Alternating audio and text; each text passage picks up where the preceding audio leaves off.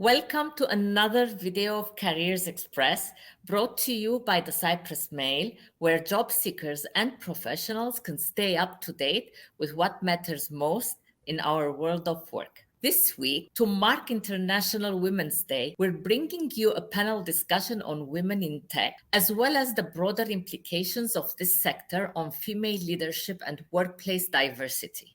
Women in tech is a subject that worldwide is in the spotlight, given the underrepresentation of women business leaders and entrepreneurs in this sector. According to the European Innovation Council, only 15% of innovative startups are founded or co-founded by women, and a mere 6% have all women founding teams. Furthermore, across Europe, around 5% of venture capital goes to mixed teams and only 2% to all female teams. Joining us for this discussion, our four distinguished guests, including Cleo Papadopoulou, Chief Inclusion and Diversity Officer and Head of Corporate Responsibility at PwC Cyprus, Linda Boyd, CEO and co-founder of digital fitness coach Clue, Elena and Michalis Struthos, co-founders of the mobile app digital agency Cocoon Creations. So welcome everyone, and thank you so much for your participation. I'm looking forward to your insights. With your permission, let's begin by elaborating with what it means to refer to women in tech. Can you start us off, Linda?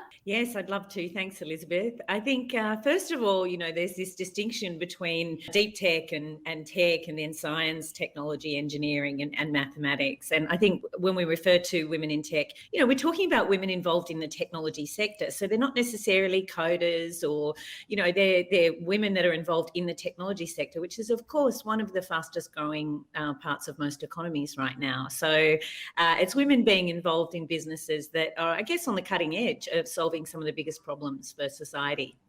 Not many know that women were actually the pioneers of what has become the tech scene today. Could you elaborate a little on that history, Elena? Yes, of course.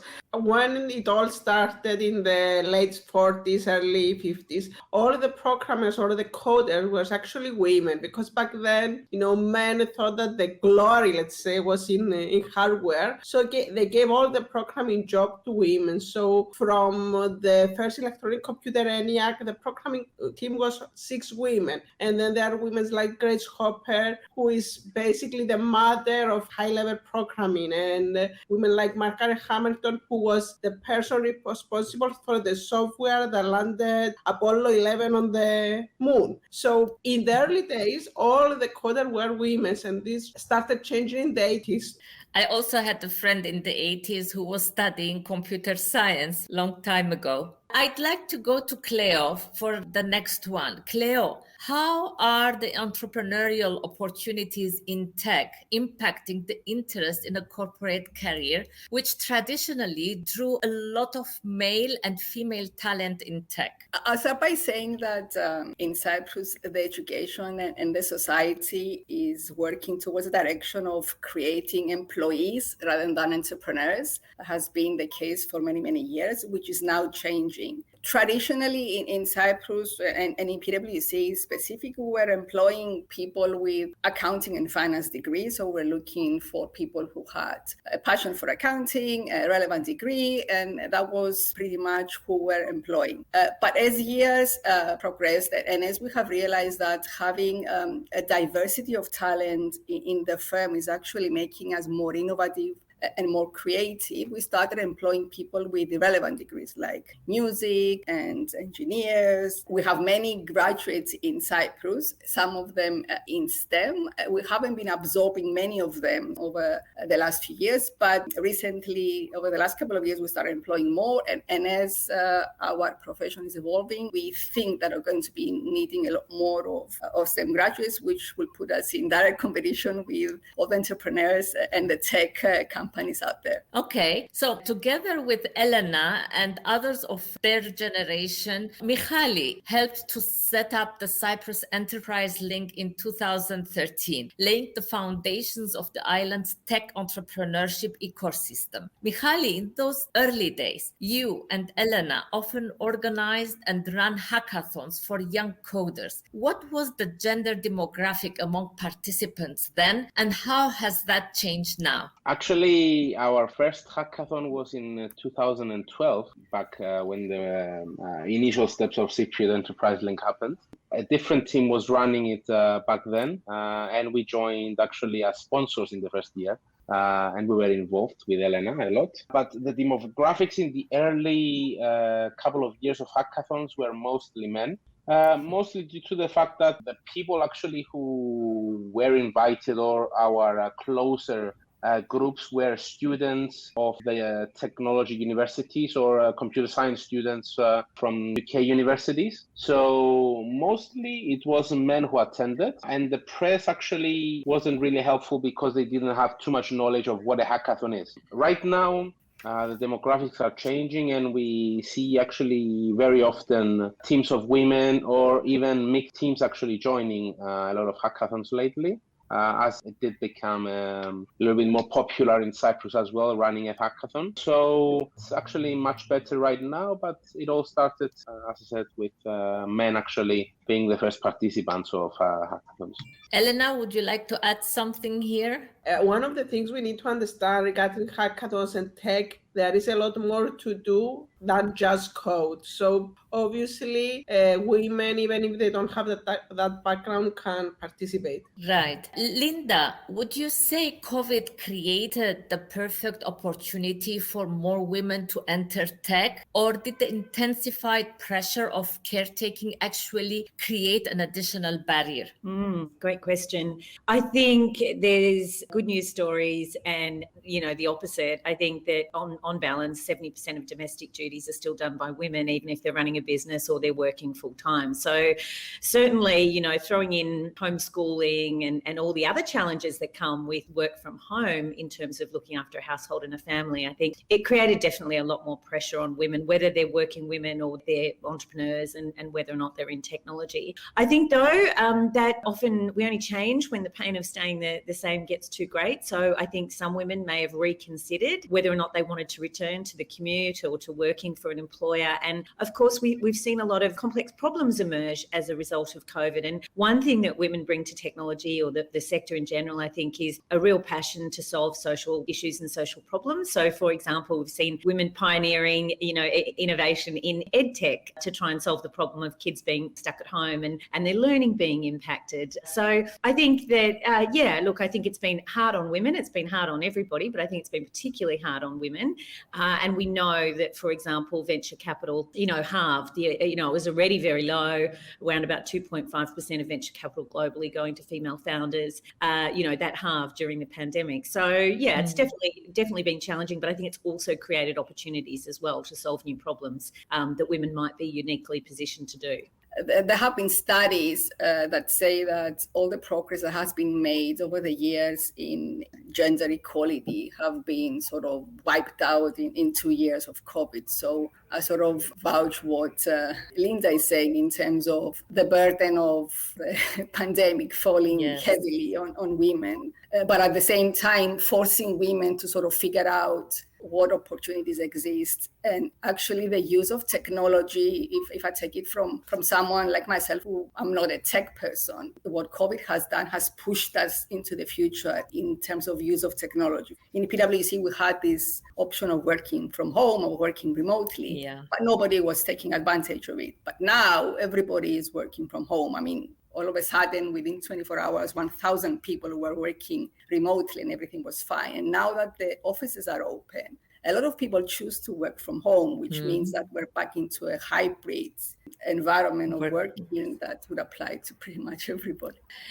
One of the misconceptions that actually deter women going into tech is the idea that you have to be a techie to do so. But we know this isn't true, and the real life experience of entrepreneurial teams bears this out. Could you speak a little about this misconception, Mihaly, when it comes to the company you and Elena have built? Look, programmers or coders in general could have any kind of different interests. There are people who like the outdoors. There are people who are gamers. There are people who are geeks, and they like costumes. And I wouldn't say that, especially, you have to have a specific, let's say, interest into geeky stuff, let's say, in order to become a programmer or coder. You could like anything else. It is a misconception, even though, a big population of programmers do tend to like, games or anything related, or comics or anything like that. Actually, it's closer to spending time alone and spending it on a computer. But that doesn't mean that you have to have this interest in order to become a programmer. So you might as well be a girl loving fashion and still be a programmer, or anything anything different. The misconception about the coder being this geeky, lonely guy that it's, doesn't have social interactions, etc., etc. That misconception actually comes from the 60s, because at the time that the industry was sex balanced, there was a big study that happened at the time trying to figure out who is the ideal, programmer. And unfortunately, the two male psychologists who ran the study, they decided to interview 1,200 men and 200 women, and they decided that the coder is, this guy, the lonely, geeky, nerdy guy. But it wasn't true. But then it became a self-fulfilling prophecy. So it's everything about stereotypes and whatever we have in our mind, rather than that this person has to have these personality traits. It has nothing to do with who is a person that has a skill. In fact, having a non-techie at the top level of the team is an advantage, as they often bring emotional intelligence that is more and more becoming the go-to skill of the modern workplace. Linda, what is your experience on this?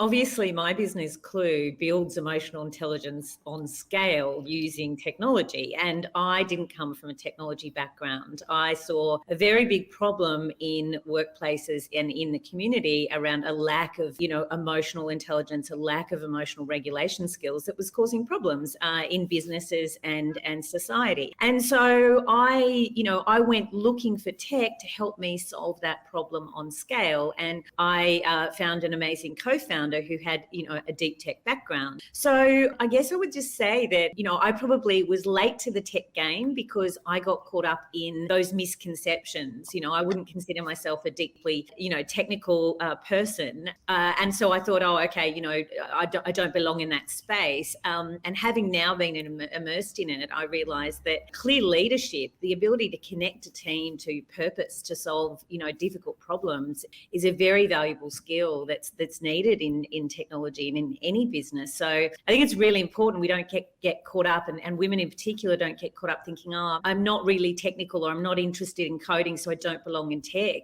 What women bring to the sector is emotional intelligence, empathy, putting themselves in the customer's shoes. And so they're very good at designing, for example, user interfaces and intuitive technology. So yeah, I think redefining what technology is and what women in tech is really important. Speaking of the modern workplace, Cleo, could you elaborate on how hiring strategy is changing at a big four company like PwC, and how this poses an opportunity for non-traditional job seekers? Okay, I said before that, traditionally we're employing people with relevant degrees, and now we're sort of switching to non-relevant degrees to increase diversity. But also we have sort of understood that the traditional model which we had is no longer working. So the traditional model is that, you finish university, you join PwC, you do a chartered or certified qualification, and you work hard, and in 10, 15 years you become a partner and you are rewarded for the hard work. People today are not interested in this traditional model. They're interested in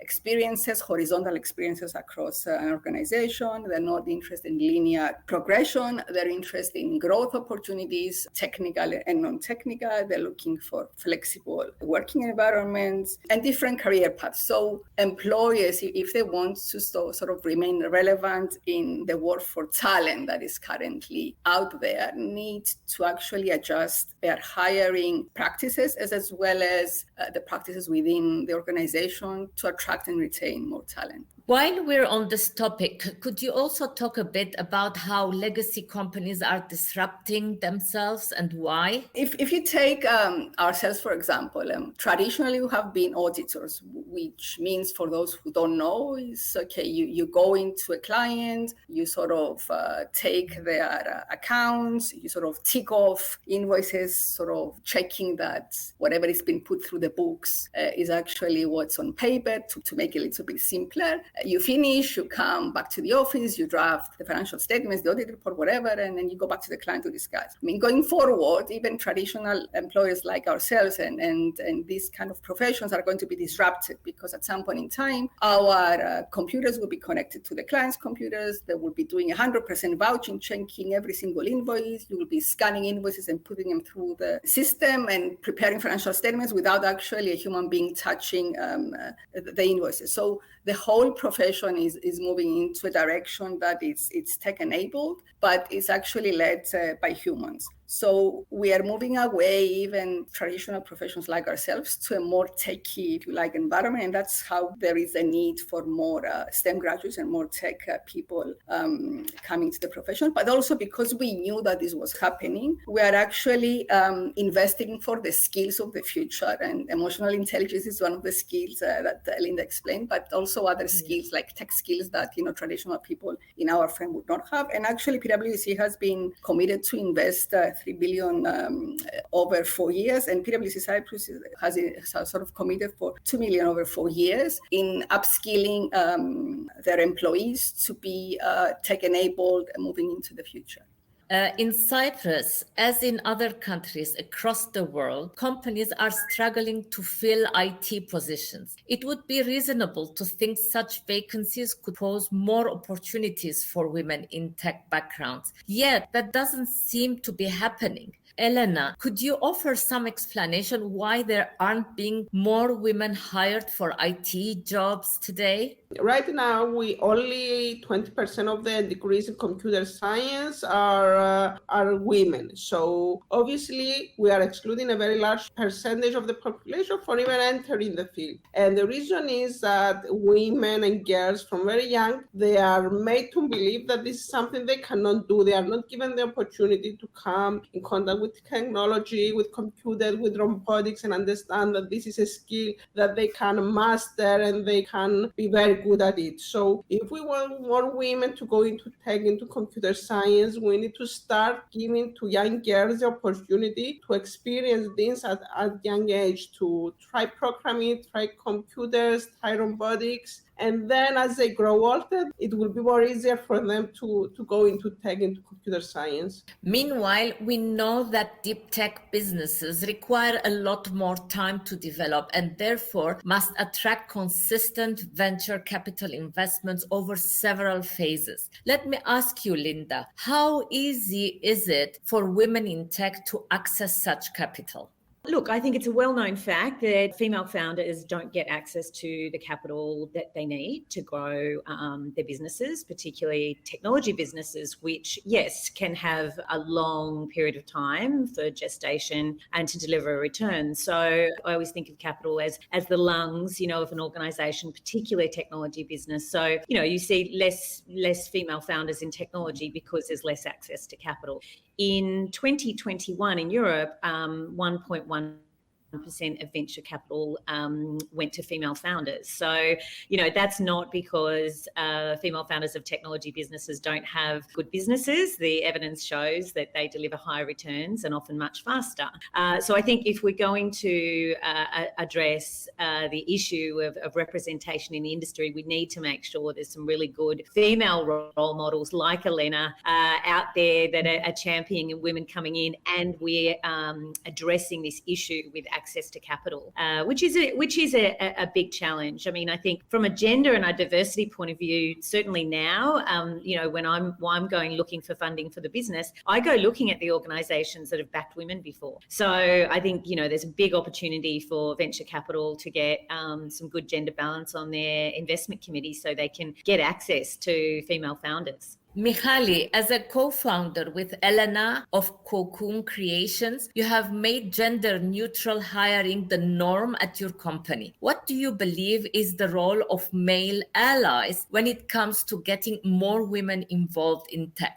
As most of the companies actually are led by men these days, definitely men need to be supportive of this because it's in the benefit of their companies as well. So that's why we believe in Cocoon Creations that hiring for a specific position has to do with the skills of the person, their capabilities, how well they could match with the company's culture, and how well they could potentially work with the other colleagues, rather than having to actually filter out even people based on their gender as well, which we think it is irrelevant in getting results. Let's talk about success stories, because we know that role models are so important when it comes to encouraging non-traditional career choices. Elena, can you give us a success story when it comes to Cypriot women in tech? I mean, there is more than one, but if I would pick one, Malloc. Malloc is a privacy company. It's founded by 3 women. They all have PhD in computer science, and they are doing very well. And actually, right now, they are part of Y Combinator, which is the most prestigious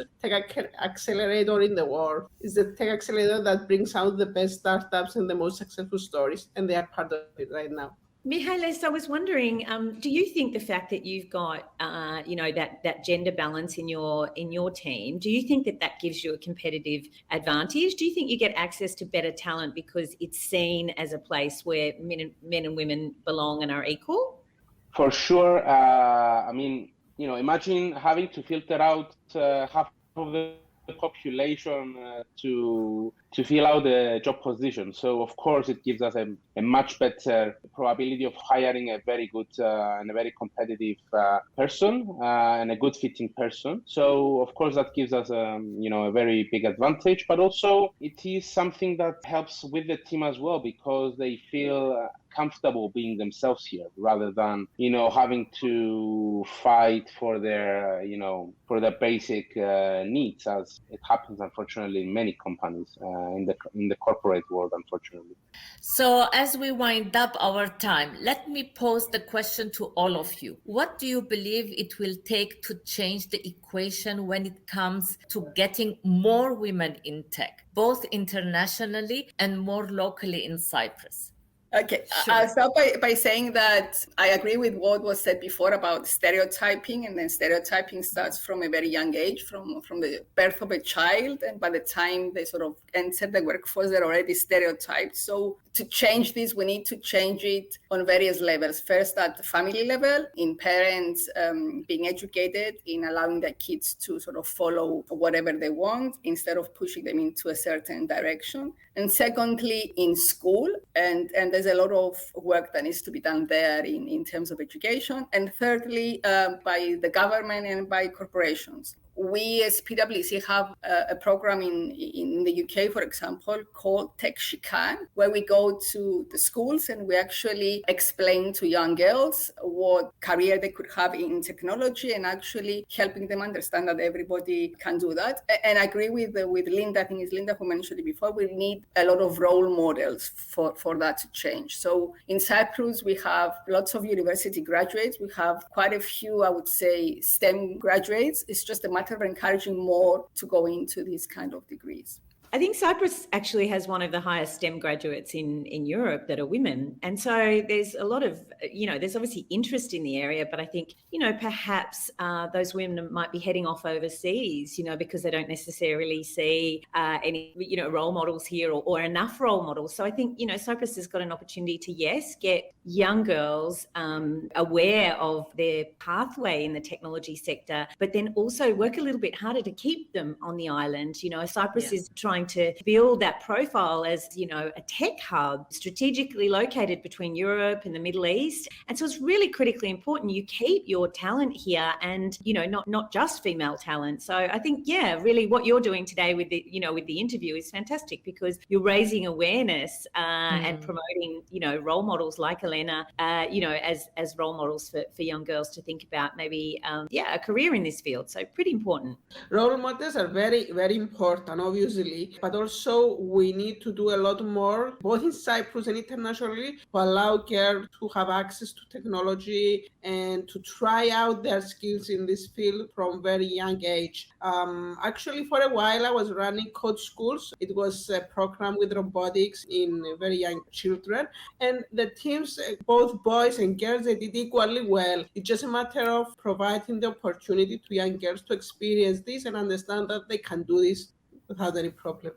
So more of building self-confidence in girls. Okay, before we go, I'd like to ask for your final thoughts in terms of women in tech going forward. Cleo, can we start with you? I would say that women in general, not just in tech, have different qualities than men.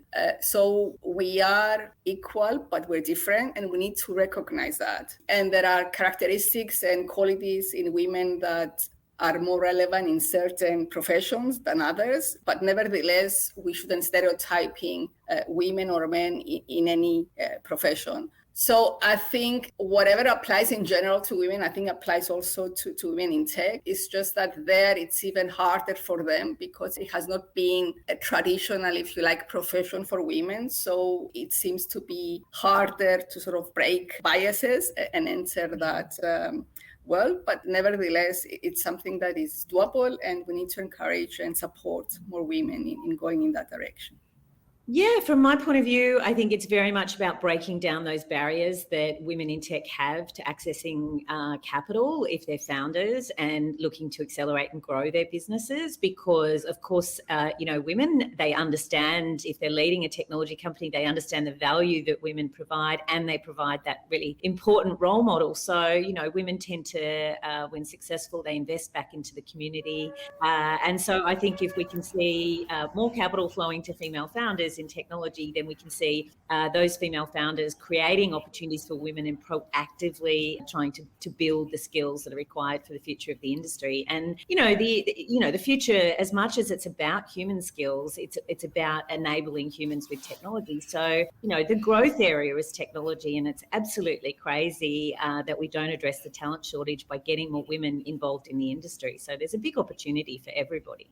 So I think that male managers, which actually is the biggest population right now in companies, need to become better allies with getting more women actually in tech jobs, because this will bring a better balance in the teams as well, a better balance and equilibrium in the companies, help with the culture of the companies, and even promoting tech jobs to young girls will help with future-proofing the profession, and even bringing a better balance in finding better suited employees in the future. So I think in general, companies need to understand that they need to invest in women in tech, and they need to hire more women in tech. I agree with everything that was said before. Obviously, we need to work a lot harder to help women understand that this is something they can do and they can do very well. And also we need to work in the direction that the society can understand this, companies can understand this, so that more and more women can enter the industry for the benefit of the industry anyway. Thank you, everyone, for such an interesting discussion on this very important topic. I know our viewers will have a lot to think about, and I hope we can continue the conversation on another occasion. Thanks also to you, our Careers Express audience, for watching this video. If you enjoyed the discussion, please like, share, and subscribe to this channel and follow us on our social media as well. See you in a new video very soon.